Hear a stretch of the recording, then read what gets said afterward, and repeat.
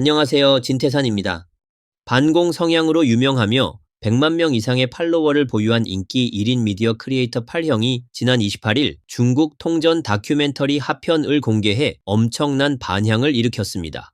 경제 전문 작가 호채비는 이 영상의 내용이 너무 충격적이라며 습근평이 보면 혈압이 폭발할 것이라고 평가했습니다. 이 중국 통일전선 다큐멘터리 하편에서 본명이 진백원인 대만 출신 1인 미디어 크리에이터 민남랑은 과거 소분홍의 신분으로 복건, 하문 등을 다시 방문하여 암행 취재를 진행했습니다. 그는 현지 대만 청년 창업 단지에서 만난 또 다른 대만 출신 관계자로부터 대만 청년들이 중국에 정착하면 5에서 20만 위안의 창업 지원금을 받을 수 있으며 추가로 20에서 40만 위안의 투자금도 제공된다는 설명을 들었습니다. 그는 이 돈은 갚을 필요가 없으며 지역 정부가 직접 지원하는 것이다 라고 강조했습니다. 더 충격적인 사실은 한대만 출신 창업 단지 책임자가 밝힌 내용이었습니다. 그는 대만 청년들은 중국에서 약 한 달 정도의 행정 절차만 거치면 중국 신분증을 받을 수 있으며 신분증이 발급된 후에는 은행과의 연결을 지원해 신용카드를 발급받거나 심지어 대출도 받을 수 있다고 말했습니다. 그 이후의 과정은 더욱 놀랍습니다. 현재 중국 경제는 심각한 침체를 겪고 있으며 부동산 가격이 폭락하는 상황에서 대만 청년들은 신분증과 대출을 활용해 단기간 내에 저렴한 가격으로 기존 집주인들이 연체한 부동산을 인수할 수 있게 됩니다. 그들은 이제 집도 있고 차도 있고 돈도 있으니 하고 싶은 것은 무엇이든 할 수 있다는 말을 덧붙였습니다. 영상 속에서 이 중개인은 대만인이 이러한 혜택을 받을 수 있는 것은 정치적 임무가 있기 때문이다. 반면 홍콩인들은 같은 혜택을 받을 수 없다. 그 이유는 대만은 아직 반환되지 않은 반면 홍콩은 이미 반환되었기 때문에 홍콩인들은 더 이상 이용 가치가 없다 라고 숨김없이 말했습니다. 다큐멘터리에서는 천주 대만 청년 창업 단지의 책임자인 임금성이 언급한 내용을 담고 있습니다. 그는 하문에서 중국 신분증을 신청한 대만인 수가 이미 4,000명을 넘어섰으며 신분증을 받기까지 약 3개월이 걸린다고 밝혔습니다. 현재까지 2,000명 이상이 성공적으로 신분증을 발급받았으며 장주 지역의 신청자는 상대적으로 적어 심지어 오전에 신청하면 오후에 바로 받을 수도 있다고 전했습니다. 또한 영상에서는 익명의 중개인이 현재 약 10만 명의 대만인이 중국 신분증을 보유하고 있다고 주장하는 장면도 포함되었습니다. 이에 대해 대만 대륙위원회는 즉각 반응을 보이며 정부는 이미 해당 1인 미디어 영상에서 드러난 중공의 통일전선 전략과 대만인을 유인하는 방식을 인지하고 있다고 밝혔습니다. 예를 들어 중국에서 호적을 신청하게 하거나 1인 미디어 크리에이터들이 중공의 자금을 지원받아 영상을 제작하도록 하는 행위, 심지어 중공의 지시를 받아 대만으로 돌아와 특정 정당 활동이나 선거 운동에 참여하는 행위 등이 포함된다고 설명했습니다. 대륙위원회는 중공의 통일전선 전략이 본질적으로 우정을 쌓는 것이 목적이 아니라 이익을 미끼로 이용하는 것이라고 강조하며 대만 국민들에게 이를 명확히 인식할 것을 촉구했습니다. 또한 소수의 의도적인 인사들은 법을 시험하지 말라고 경고하며 정부가 엄격한 법 집행을 통해 대만의 안전과 안정을 지켜나갈 것이라고 밝혔습니다. 또한 대륙위원회는 중공 관련 부서를 강하게 규탄하며 교류를 명목으로 대만을 분열시키고 안정을 해치는 행위를 즉시 중단할 것을 촉구했습니다. 대만 지역과 중국 대륙 지역 주민 관계 조례 제9조의 1항에 따르면 대만 주민은 중국 대륙에서 가구 등록을 하거나 중국 여권을 발급받을 수 없으며 이를 위반할 경우 대만 내무부에서 대만 호적을 취소하고 대만 주민 신분을 상실하게 됩니다. 또한 대만에서의 선거권, 국민 소환권, 공직 취임 등의 권리도 박탈됩니다. 미국의 소리의 보도에 따르면 대북에 위치한 대만대학교 정치학과 진세민 부교수는 양안 문제에 대해 대만을 공격하는 것보다 사들이는 것이 낫다라는 말이 있다고 지적하며 이 다큐멘터리가 보여주는 것은 중공이 대만인을 회유하기 위해 아낌없이 돈을 쓰는 구체적인 수법이라고 설명했습니다. 그는 설령 많은 금액을 제공한다고 해도 실제로 전쟁을 일으키는 것보다는 훨씬 비용이 적게 든다고 분석했습니다. 진세민 교수는 중공이 오랫동안 대만 청년들을 유인해 중국에서 돈을 벌도록 유도하는 핵심 목적이 선거와 같은 사회적으로 중요한 시기에 그들을 활용해 여론을 조성하고 대만 민심을 흔드는 데 있다고 분석했습니다. 한편 재정경제 전문 작가 호채비는 중국 통일전선 다큐멘터리 하편을 시청한 후 해당 영상의 내용이 너무 충격적이라며 이 영상을 보고 가장 혈압이 오를 사람은 아마도 습근평일 것이라고 직설적으로 평가했습니다. 호채비는 대만 청년들이 중국 신분증을 발급받고 몇 차례 신용카드를 사용하면 금융거래 기록이 남게 되고 이를 바탕으로 대출을 받을 수 있다고 밝혔습니다. 자동차나 집을 구매하려면 은행에서 대출을 받는데 대출받은 돈을 그들의 윗선과 반씩 나누고 심지어 은행장도 이 과정에서 돈을 챙긴다고 합니다. 만약 돈을 갚지 못하면 대만으로 도망가면 된다고 하며 영상에 등장한 인터뷰 대상자들은 이미 600만 위안을 대출받았다고 합니다. 어떤 사람들은 중국에 가지 않고도 대출을 받을 수 있으며 현재까지 중국 신분증을 발급받은 대만인은 곧 20만 명에 이를 것이라고 주장합니다. 다큐멘터리에서 중공의 중개인에게 이렇게 계속되면 중국 은행이 파산하지 않겠는가? 라는 질문을 던졌을 때 그는 비웃으며 파산하는 건 은행 문제다. 은행도 걱정 안 한다. 왜냐하면 바보 같은 중국 인민들이 계속 돈을 맡기고 있으니까 그 돈을 다시 대출해 줄 수 있다고 답했습니다. 중개인은 이 일이 당의 업무에 해당하며 상부에서도 알고 있다고 밝혔습니다. 그는 이것은 중앙에서 내린 통일전선 계획 중 하나다 라고 설명했으며 이에 많은 대만 네티즌들은 중국 인민들이 중공에게 착취당하는 현실에 대해 깊은 동정을 표했습니다.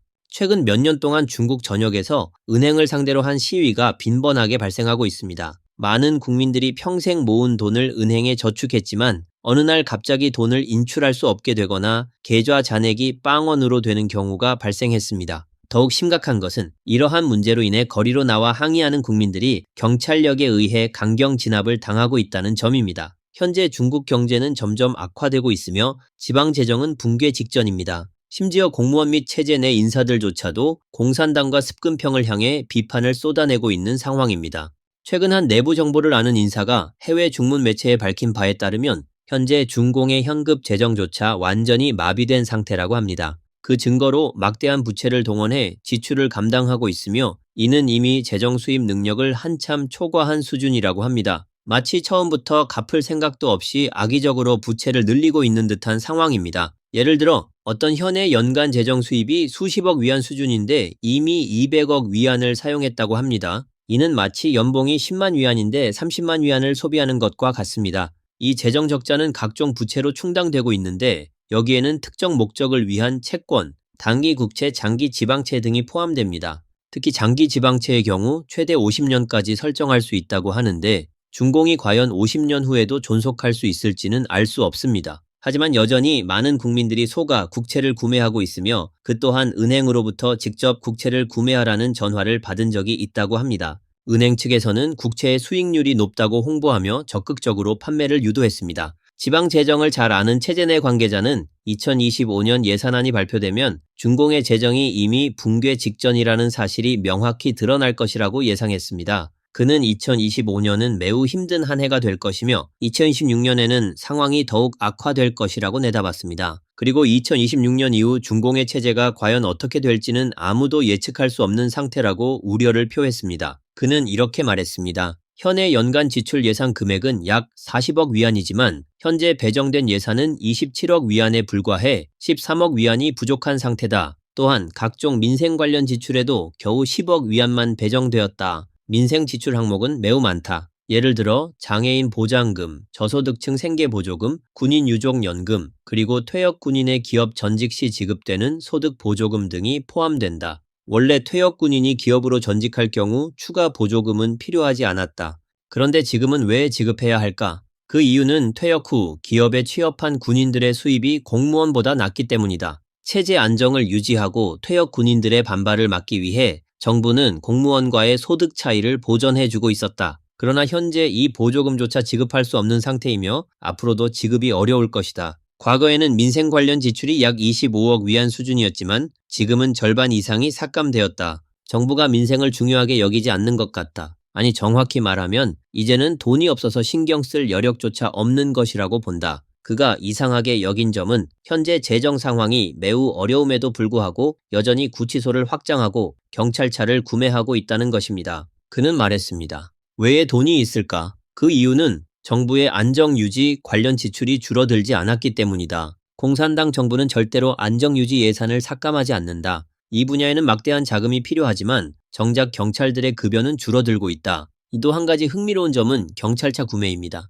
그는 이렇게 말했습니다. 원래 현에서 사용 중인 경찰차는 폐기된 차량이 전혀 없었다. 그런데도 이상하게 약 20대의 경찰차를 새로 구매했다. 게다가 모두 국산차였으며 그중 상당수가 비아디 전기차였다. 전기차는 경찰 업무에 큰 도움이 되지 않는다. 충전 시간이 너무 길어 긴급 출동 시 즉시 사용할 수 없기 때문이다. 하지만 공안국에서는 어쩔 수 없다며 이는 강제 규정이자 할당된 지표가 있어 반드시 비아디 전기차를 구매해야 한다고 했다. 현재 정부가 비아디를 적극 지원하고 있기 때문이다.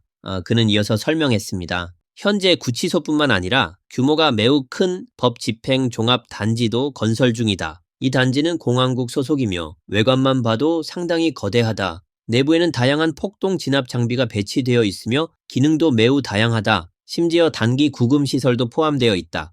그는 덧붙였습니다. 이 법집행종합단지는 기존의 도시관리와는 다르다. 도시관리는 폭력적인 법집행 권한이 없으며 주로 도시미관 관리 등의 업무를 담당하는 비교적 하위 개념의 집행기관이다. 반면 공안국은 보다 심층적인 법집행을 담당하며 이른바 정치범이나 사상범 등을 직접 다룰 수 있는 기관이다.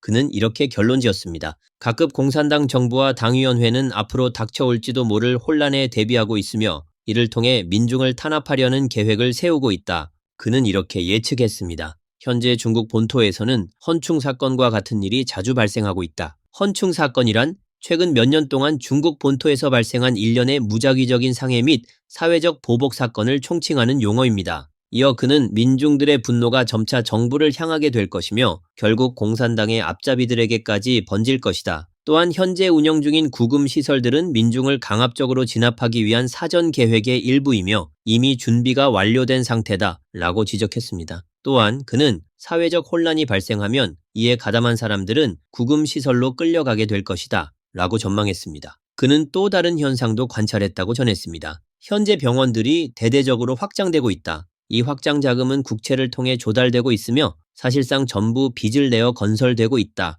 또한 곡물 창고와 피난처 역시 확장되고 있다. 이러한 정황을 바탕으로 그는 다음과 같이 추측했습니다. 이 모든 상황을 고려할 때 외부 전쟁이 없더라도 내부적인 충돌은 피할 수 없을 것으로 보인다. 지금 벌어지는 일들은 마치 내전을 대비하는 조치처럼 보인다. 그렇지 않다면 병원을 왜 갑자기 이렇게 대규모로 확장하는 걸까? 전쟁이 없다면 병원을 이 정도로 확장할 이유가 없지 않은가? 그는 또 다른 사실을 폭로했습니다. 사실 현 정부 내에서도 이미 많은 사람들이 사직하고 떠났다. 그들은 더 이상 이 체제에서 일할 자신이 없다. 일부는 나중에 숙청당할까 두려워 떠났고 또 일부는 해외로 빠져나갔다. 이어 그는 이렇게 덧붙였습니다. 체제 내 인사들이 반발하더라도 일반 민중처럼 거리에서 시위를 하지는 않을 것이다. 대신 보다 정교한 방식으로 움직일 것이다. 최소한 몇몇 부서가 서로 연계해 무언가를 시도할 가능성이 크다. 예를 들어 인사부서에서 과거 지도자들이 저질렀던 추문이나 부패 관련 자료를 폭로하는 것이다.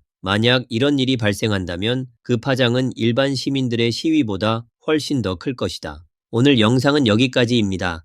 시청해 주셔서 감사합니다.